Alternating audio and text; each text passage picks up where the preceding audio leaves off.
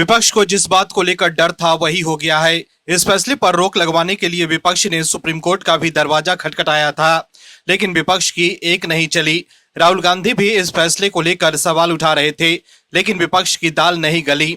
दर्शकों, विपक्ष के लोग हर मुद्दे पर विरोध करते हैं, हालांकि वो सिर्फ विरोध करते रह जाते हैं और हर बार उन्हें झटका ही लगता है। कांग्रेस और विपक्ष के लोग सिर्फ विरोध के नाम पर विरोध करते हैं, लेकिन जब कोर्ट में जाते हैं तो मात खा जाते हैं। मोदी सरकार के नए वक्फ कानून के खिलाफ भी विरोध कर विपक्ष के लोग सुप्रीम कोर्ट गए थे और इस मुद्दे पर भी विपक्ष को झटका लगा था। और अब चुनाव आयोग के एसआईआर को लेकर भी विपक्ष विरोध कर रहा है, लेकिन सुप्रीम कोर्ट ने एसआईआर पर रोक न लगाकर विपक्ष को तगड़ा झटका दिया। वहीं अब चुनाव आयोग ने बड़ा बम फोड़ दिया है, जिससे विपक्ष में खलबली मच गई है।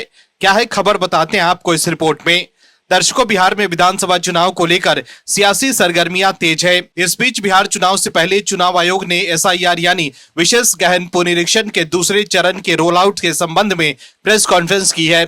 चुनाव आयोग ने बताया है कि दूसरे चरण में 12 राज्यों और केंद्र शासित प्रदेशों में एसआईआर प्रक्रिया चालू होगी। यह प्रक्रिया मंगलवार 28 अक्टूबर 2025 से ही शुरू होने जा रही है।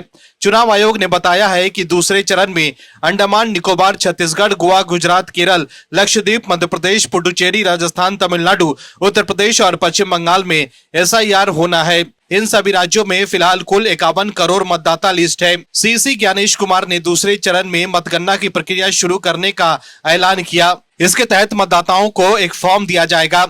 इस फॉर्म में मतदाताओं की सूची को आखिरी बार 2003-4 में आखिरी बार हुए एसआईआर वोटिंग लिस्ट से मैच किया जाएगा। इसके लिए घर घर जाकर बीएलओ फॉर्म बांटेंगे, या फिर मतदाता खुद भी चुनाव आयोग की वेबसाइट पर जाकर फॉर्म भर सकता है। सीसी ज्ञानेश कुमार ने कहा है कि आखिरी एसआईआर 21 साल पहले 2002 से 2004 तक करवाया गया था।